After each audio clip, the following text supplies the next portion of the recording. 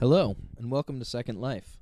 My name is Jeremy Nickel, and right now you're looking at my avatar as I sit on a giant throne on top of a small house on a medium-sized island in a very large world called Second Life. You can see all around me there's a lot more going on than what I've set up here with my throne and little box house, but let me jump down off my throne here and show you around a little bit. First of all, I will walk over here and then fly down to my front yard.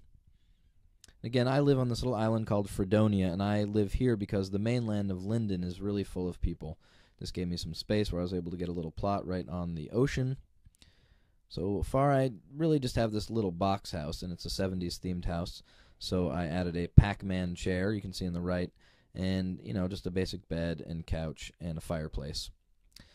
Now, what I really would like to show you is what people with more time have done with their land. So let's fly around the neighborhood.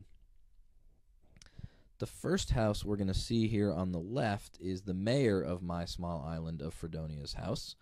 It's really nice. He's got some decks up there and a lot of rooms with things going on. This house has a boat, and there's a lighthouse down there. You can see both these stone houses are pretty extensive. We have a Second Life radio station here with a tower and a pool on our left, a glass house right here on the right, and a castle. There are a lot of castles in Second Life. So that's the neighborhood, and each one of those houses has a lot going on in it as well, I should say. But we're going to go on a walking tour of the religious life of this world that has been created here. So I'm going to type in Unitarian on the search bar and bring up the First Unitarian Universalist Church of Second Life, and we'll teleport over there. Unitarian Universalism is my home denomination, and here we've arrived at their church here in Second Life in the teleporter station, and I'll walk down this path. You can see to the left and right of me all these screens that I'm not letting load up, but they would have information on how to find a church in real life, our principles and purposes, or other historical information about the denomination. As I continue down the path, you can see the worship space coming into focus in front of me. This one I love. This is one of my favorites, and of course this is my home denomination, so that's no surprise. But it's all been done outside, and that's no surprise. A lot of Unitarian Universalists connect their spirituality to the outdoors. So I'll click on one of these yin-yang cushions here and sit down, and you can see everything there. There's a harp and piano to my right, so that music can be played, and as I swing around this way, you can see there's a screen and a pulpit and a chair and a flaming chalice behind that with the waterfall, and the gazebo above it has all these stained glass windows. So this has really, I think, captured the Unitarian Universalist feel. Now what we're at is a more traditional Catholic church. Walk up the middle here, and you'll see to the left and right of me pews, and words will pop up there that say kneel. If we were to click there, we would go into the kneeling position, or we could simply sit in the pews. And then here there's some praying stations on the left and right. As I go up on the chancel, you'll see behind the pulpit I can click on Give Sermon, and then I pop right into the pulpit.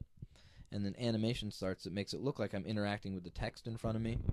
So if the congregation were assembled, they would see this scene right here, me moving while I give a sermon. I could do that through talking to them through a mic or through text or both. And then in front, they would also see, obviously around me, these stained glass windows with the light coming through. So it's quite a scene they've created.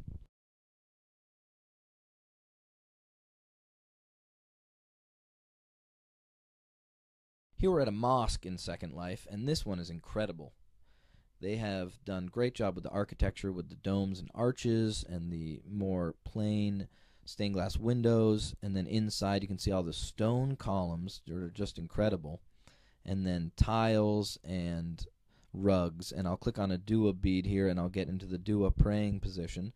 And you can see there could be probably, I don't know, a dozen or so other Muslims here praying with me at the same time. And there's a space for an imam up front to click and give a lesson. So they've really created the feel of a mosque here wonderfully with the tile around the sides. Looks just like what I saw when I was in Al Andalusia in southern Spain. So this is really incredible.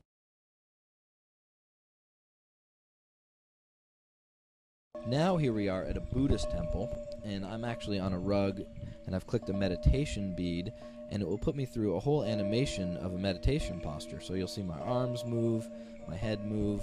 And then behind me you can see paintings, some Buddhist sculptures, and there's some tapestries moving. All that around me while I meditate, and it's really neat animation meditation posture there.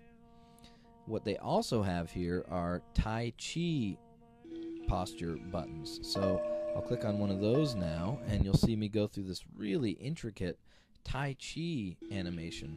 And you can see there's balls all around me, so a lot of people could be doing this at the same time with me, and I'll come in closer, and you can really see how much of my body is involved in this animation. My shoulders are moving, my arms are moving, my hands and fingers, my head and shoulders are moving with my head. So this is a really complicated position they've moved me through there, and you can see there could be a dozen people doing that with people meditating.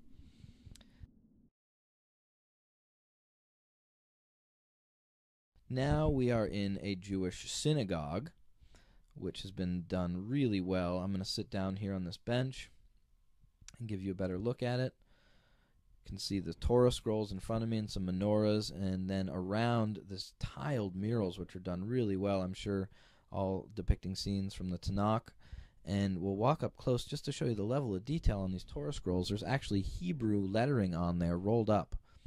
So that's really just a great example of how much people have gone into the details to create these worship spaces.